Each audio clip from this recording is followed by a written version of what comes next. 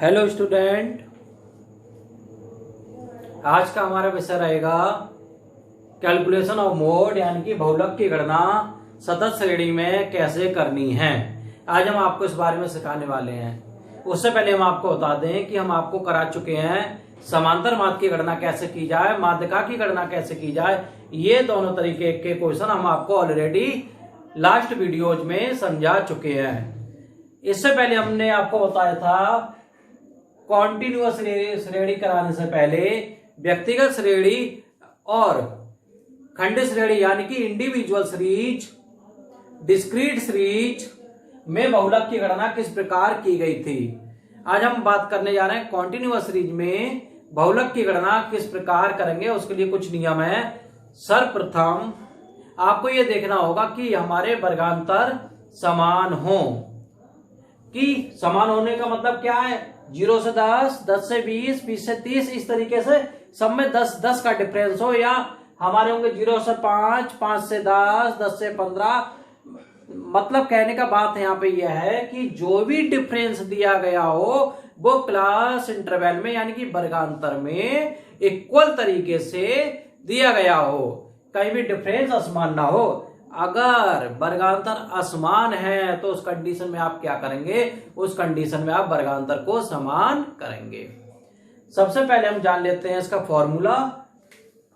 Formula है आपका Z equal L1 plus F1 minus F0 upon 2 F1 minus F0 और minus F2 और into I।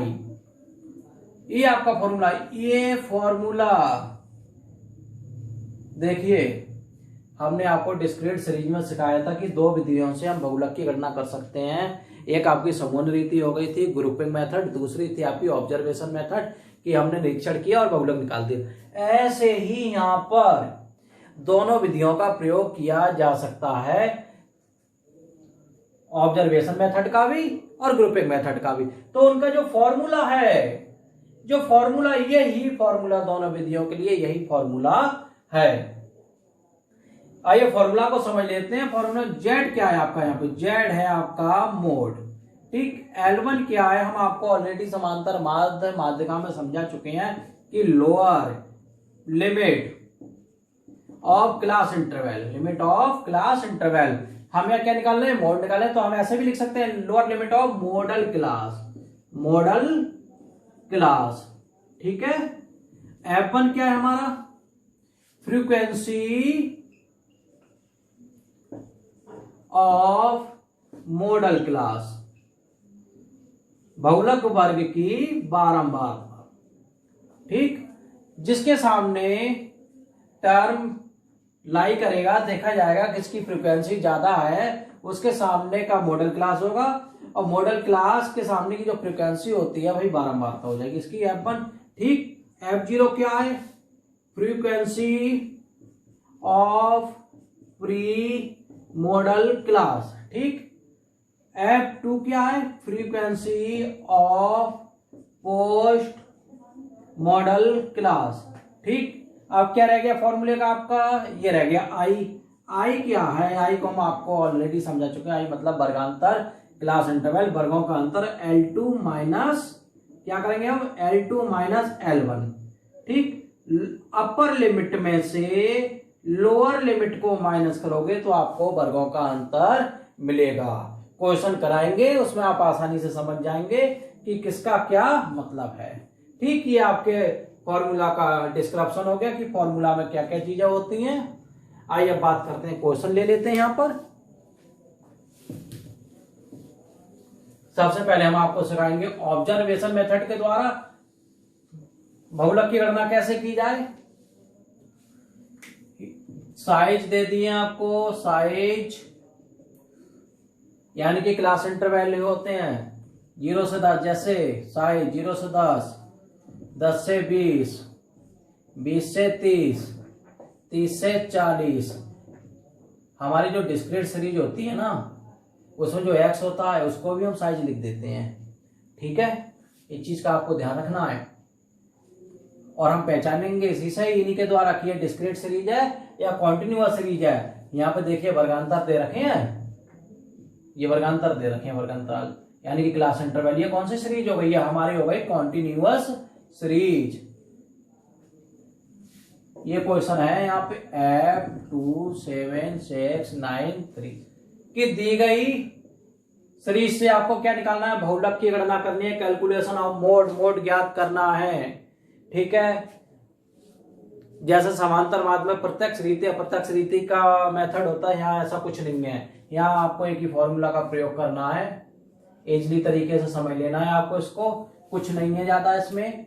अब देखिए सबसे पहले क्या करेंगे, ऐसा करते हैं, इसको क्लास इंटरवल एक टेबल फॉर्म में लिख लेते हैं, इसको सॉल्व कर रहे हैं अब हम इसको। क्लास इंटरवल आपका 0 से 10, 10 से 20, 20 से 30, 30 से 40 और 40 से 50। ठीक है, 2, 7, 6, 9, 3। हम मेथड यहाँ पे यूज करेंगे ऑब्जर्वेशन मेथड, निरीक्षण विधि का प्रयोग करके बहुलक की गणना करेंगे। अब देखिए यहाँ पर सबसे ज्यादा अधिक बारंबारता वाला पद कौन सा है? कौन सा है मोस्ट फ्रीक्वेंसी आइटम? 9। हमने लिख दिया मोस्ट फ्रीक्वेंसी एज 9। सो मॉडल क्लास एज, भाई देखो इसके सामने ये मॉडल क्लास यानी कि बहुलक वर्ग, मॉडल हो गया, मोड हो गया बहुलक। ठीक, मॉडल क्लास कह देते हैं बहुलक वर्ग के लिए। ठीक है, अब देखो एज 30, 40 ये हो गया आपका। अब L1 क्या हो जाएगा? 30, L2 आपका यहाँ क्या है? 40, आई निकाल दो फिर। L2 minus L1, L2 minus L1 कितना बच गया?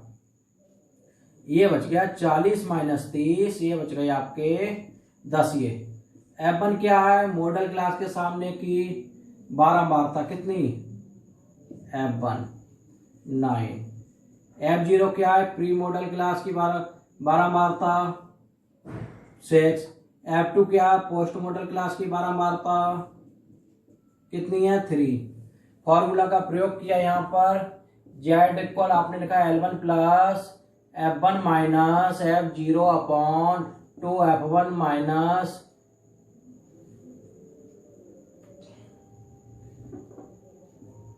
F0 minus F2। ये फॉर्मूला ध्यान रखना है, सारे क्वेश्चन फॉर्मूला डिपेंड होते हैं।